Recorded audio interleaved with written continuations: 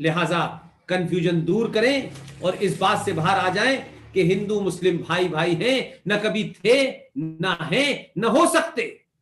कोई इंडिविजुअल अच्छा होगा, लेकिन जो इस किताब को मानेगा वो नहीं होगा, क्योंकि इसके बारे में भी किसी को पता नहीं है। इसको पढ़ चुका हूं मैं कई बार, और अल्लाह के फजल से अलीगढ़ मुस्लिम विश्वविद्यालय में पैदा हुआ, जहां मार मार के पढ़ाया गया। अब वो बेचारे बड़े रोते हैं कि इसने ज्यादा ही पढ़ लिया, हमने तो इसको ठीक ठाक पढ़ाया था, ये ज्यादा पढ़ गया है। इसलिए मैंने बताया कि अगर आप सच बोलेंगे तो आपको बताता हूं, दिल्ली की मजिस्ट्रेट कोर्ट के अंदर 31 जुलाई 1986 को जस्टिस Z.S. लोहात ने एक फैसला दिया, और फैसले में कहा गया कि कुरान शरीफ की 24 आयतें, वो जो एक आदमी है ना,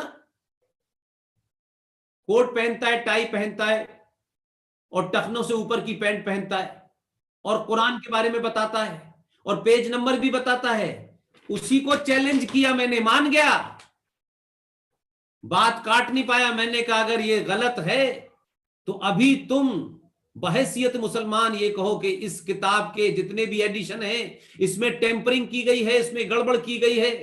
मैंने कहा भाई इसे छापने वाला भी शुद्ध कोट का मुसलमान है, और जिस पते पे छपी है उसका नाम सर सैयद अहमद खान है, वो भी मुसलमान है। मुझे बताओ ये 24 आयतों के बारे में आपका क्या कहना है? इसमें सूरा नंबर 9 आयत नंबर 5 पे लिखा हुआ है कि मुशरिक जहां भी मिले और वो तुम्हारे अल्लाह को कबूल करने से मना कर दे, उसका कत्ल वाजिब है। 24 आयतें हैं। Z.S. लोहात ने जब इस पे ये फैसला दिया कि जब तक ये 24 आयतें किसी कुरान मजीद में रहेंगी तब तक इस देश में शांति नहीं रह सकती, क्योंकि ये आयतें जो लोग दूसरे धर्म के हैं, जो लोग इस्लाम को नहीं मानते, उन्हें हत्या करने के लिए कहती हैं। तो जो मुसलमान ये कर रहा है, ISIS, जैश मोहम्मद, लश्कर तोबा, वो असल में मुसलमान हैं। जो आपके साथ में बैठते हैं गंगा घाट पे कि हम तो यहीं पैदा हुए थे, वो ठीक है दुकान चलाने के लिए ठीक है, लेकिन वो सबसे बड़ा मक्कार है। वो कुरान के बारे में बात नहीं करेगा, नहीं नहीं हम तो मिली जुली तहजीब। ये मिली जुली तहजीब कब थी? जब जनेऊ तोले जा रहे थे, जब औरंगजेब काशी को तोड़ रहा था, मथुरा को तोड़ रहा था, जब गजनबी सोमनाथ को तोड़ रहा था, कब थी ये एकता? ये कभी नहीं थी। हमने कोई साथ मिलकर लड़ाई नहीं लड़ी आजादी की। मुसलमानों ने इस देश में आजादी की लड़ाई नहीं लड़ी, पाकिस्तान को प्राप्त करने की आजादी लड़ी थी। वो चले गए, और आज भी वही मुसलमान इस देश में जगह जगह, गली गली, मोहल्ले मोहल्ले इस्लाम के नाम से इस देश को बर्बाद करने पे तुला हुआ है। फ्रांस में किसी ने कुछ किया, वीजा लो, वहां जाओ, गर्दन काटनी है।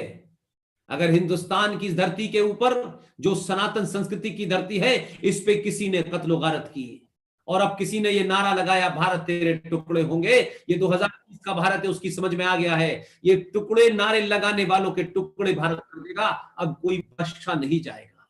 इसलिए आदर्शवाद से बाहर निकलिए, भगवान परशुराम को मानिए, उपनिषदों को पढ़िए, शास्त्रों को पढ़िए।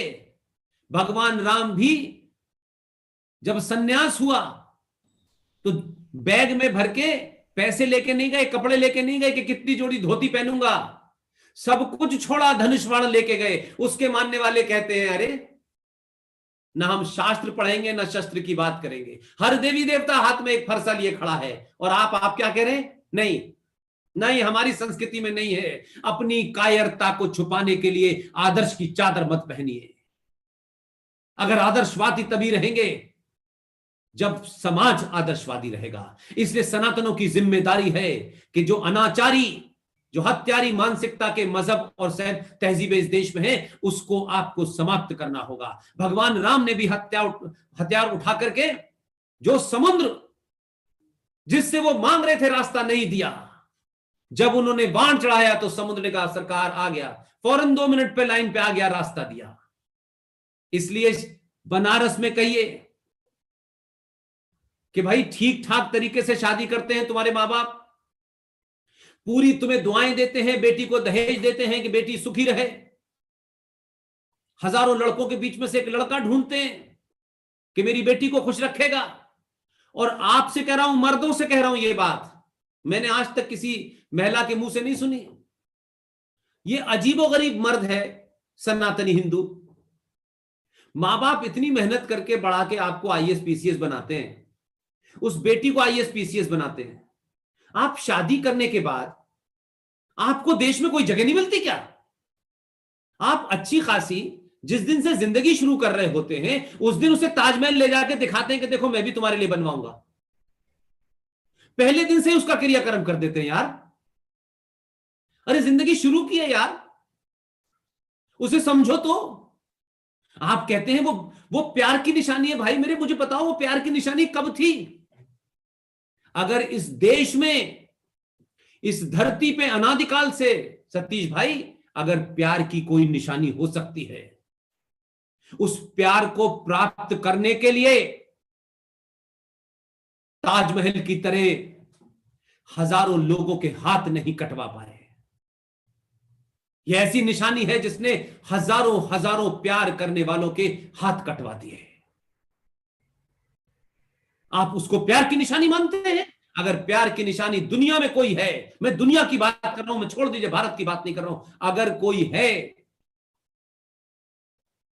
तो वो उस समुद्र के नीचे राम सेतु है, जिसे राम अपनी पत्नी को लेने के लिए गए, किसी की हत्या नहीं की, लंका को लूटा नहीं, नरसंहार नहीं किया, अपनी पत्नी को सुरक्षित लाने के लिए वो पुल बनवाया। उस पुल की पूजा करो अगर प्यार की कोई निशानी देखनी है। ये कब्रों को ला करके अपने घर मत रखो। और इस्लाम में कब्र हराम है, कुरान मजीद में कब्र हराम है। हमारे यहां तो हमारा कोई बुजुर्ग चला जाता है, उसकी अस्थियां उतनी ही देर तक रहती हैं जब तक अगले दिन उसे गंगा में प्रवाह नहीं करते। ये सनातन संस्कृति वाले कब से ताजमहल को, उस कब्र को अपने घर में लाके रखते हो भाई मेरे, कब्र में घर में लाके रखते हो, कहते हो सनातन मजबूत होगा। उसने राष्ट्रपति भवन से उठा के बाहर फेंकवा दिया। आपके घर में गीता नहीं मिलती? अगर गीता मिलेगी तो आपके घर में बच्चे पुरुषार्थी पैदा होंगे। और ताजमहल होगा तो फिर उसमें दो संस्कृतियों का फर्क यह होगा कि आपके यहां सनातन संस्कृति के अंदर एक संस्कार होता है जिसे आप यज्ञोपवीत संस्कार कहते हैं। सतीश भाई, यह कह के मैं अपनी बात समाप्त कर रहा हूं। उस यज्ञोपवीत संस्कार के अंदर जब बच्चा मां की गोद में से निकल के चलने और बड़े हो जाता है तो 8-9 साल की उम्र में उसका एक संस्कार किया जाता है जिसको जनेऊ संस्कार भी कहते हैं। और ये जनेऊ संस्कार करने के बाद उसे बताया जाता है कि इस धरती पर जब तक तेरा ब्याह नहीं हो जाता, सब कोई तेरी मां है या बहन है। और जब तक तेरा जनेऊ संस्कार है और विवाह नहीं हो जाता, तुम्हें ब्रह्मचर्य का पालन करना है। यह जनेऊ इसलिए पहनाया जाता था, यह हमारी संस्कृति का है। लेकिन जिस संस्कृति से आप लड़ रहे हैं, उसी वक्त 7 साल की उम्र में उनके यहां भी एक संस्कार होता है। वो उनकी संस्कृति का संस्कार है, वो हमारी संस्कृति का संस्कार है। इसलिए राहुल राजपूत भी मारा जाएगा, अंकित सक्सेना भी मारा जाएगा और निकिता भी मारी जाएगी। इसलिए इस झूठ से बाहर निकलिए कि मजहब नहीं सिखाता आपस में गैर रखना। मजहब ही है जो मजहब बैर सिखाता है। ये हिंदू मुस्लिम भाई भाई एक बहुत बड़ा फ्रॉड है। जो भारत बचा हुआ था, उस भारत में कैसे गजवाए हिंद को लागू करें, कैसे किताबों के, फिल्मों के, इंडस्ट्री के माध्यम से करें, यही है। लिहाजा मैं मानता हूं कि जिस दिन भी भारत में सनातन संस्कृति के प्रति, देखिए बहुत दूर मत जाइए, तत्कालिक तौर पे छोटे छोटे 4-5 काम करने लगे, बस इतना ही बहुत है। मैं ये मानता हूं कि आज के दौर में वो जो सनातन संस्कृति के पूरे आदर्श हैं वो स्थापित नहीं होंगे, लेकिन अगर आपने 5-6 काम भी कर लिए तो आप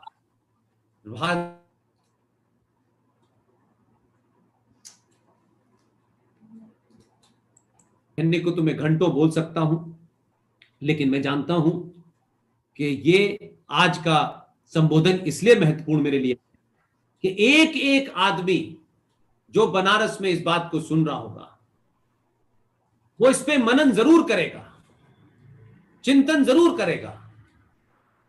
pushpendra.delhi01@gmail.com, pushpendra.delhi01@gmail.com। अगर जो कुछ भी मैंने बोला है, अगर इसमें तथ्यात्मक तौर पे, देखिए ह्यूमन एरर को थोड़ी देर के लिए छोड़ दीजिएगा, इसमें कुछ भी तथ्यात्मक आपको ऐसा लगता हो, मुझे ईमेल भेजें। यह मुहिम इसलिए नहीं है कि करोड़ों लोग सुनते हैं मुझे, यह मुहिम इसलिए है कि मुझे 5 करोड़ लोग अपने जीते जी पैदा करने हैं, जो पूरी ताकत से, किसी दल, किसी विचारधारा उनकी क्या है मुझे कोई मतलब नहीं है, लेकिन सबसे ऊपर उनके लिए राष्ट्र है। बाकी कौन पार्टी है, कौन विचारधारा है, मुझे इसमें कोई इंटरेस्ट नहीं है। मुझे उनको मजबूत करना है, और वो मजबूत सिर्फ तर्क से होंगे। भारत माता की जय कह देने से देश अगर मजबूत हो रहा होता तो फिर बात ही क्या थी। ये नारा लगाने से नहीं होगा। ये जो चलते फिरते 100 करोड़ भारत माता हैं, इनको मजबूत कीजिए, तर्क शक्ति से कीजिए, जिस्म से कीजिए, सोच से कीजिए, डर निकाल दीजिए। इसलिए कहता हूं कि जो डरता है वो सनातनी नहीं है, और जो सनातनी है वो डर नहीं सकता। आपका बहुत बहुत धन्यवाद। इतने सारे लोगों ने एक साथ, इतने संगठनों ने मिलके, सतीश भाई ने इन सबको इकट्ठा किया, उन सबको धन्यवाद। और इस मुहिम को अलग अलग लोग हैं देश में, आप RSN सिंह साहब को बुलाएं, उनकी ससुराल भी जो है बनारस में है। आप GD बख्शी साहब को बुलाएं, आप सुशील पंडित को बुलाएं, अलग अलग विषय के जानकार हैं। आप कैप्टन सिकंदर रिजवी को बुलाएं, वो गिलगित बल्तिस्तान की रूट्स है उनकी, हमारी टीम के हिस्से हैं। ललित अंबरदार को बुलाएं, कश्मीर के अंदर क्या हो रहा है, वहां राष्ट्रवादी क्या कर रहे हैं और राष्ट्रवादियों के बीच में क्या झगड़ा है वो भी देखें। वहां पे आप अंकुर शर्मा को बुलाएं, जिन्होंने रोशनी एक्ट को समाप्त करवाया है, जो जिहादियों ने हिंदुओं की जमीन पर कब्जा करने के लिए एक झूठा मक्कारी का एक्ट बनाया हुआ था, वो वहां लड़ाई लड़ रहे हैं।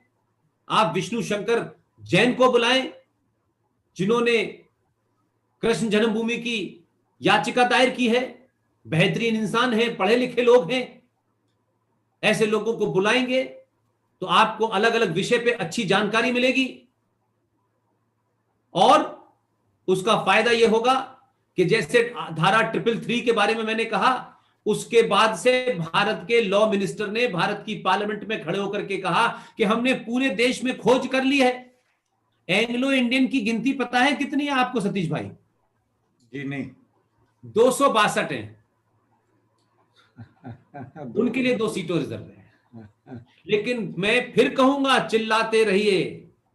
जरूरी नहीं है कि एक ही बार में सत्ता के कान खुले, कि सत्ता के सामने बड़ी सारी चुनौती होती है, लेकिन मेरा एक आम नागरिक के हैसियत में इतना ही फर्ज है, चिल्लाते रहो। 370 भी हटी, 35A भी हटी, और 333 की धारा हट गई। दोनों पार्लियामेंट के लोगों को समाप्त कर दिया। उन्होंने कहा आज से इनकी कोई जरूरत नहीं है। इसलिए चिल्लाने का समय है। बार बार एक ही बात कह के अपनी बात समाप्त करता हूं। आप लिखे पढ़े लोग हैं, लिख सकते हैं तो लिखिए, कागज पे लिख सकते हैं तो कागज पे लिखिए, दीवार पे लिख सकते हैं दीवार पे लिख दीजिए, बोल सकते हैं तो बोलिए, घर में बीवी से बोलिए, बच्चों से बोलिए, पड़ोसी से बोलिए, चौराहों पे बोलिए। चिल्ला सकते हो तो चिल्लाइए। और अगर तीनों में कभी अपने अंदर असमर्थता महसूस करते हो कि हम ये नहीं करते, तो जो देश भर में चिल्ला रहे हैं उनके साथ खड़े हो जाइए। बहुत बहुत धन्यवाद। Thank you very much sir.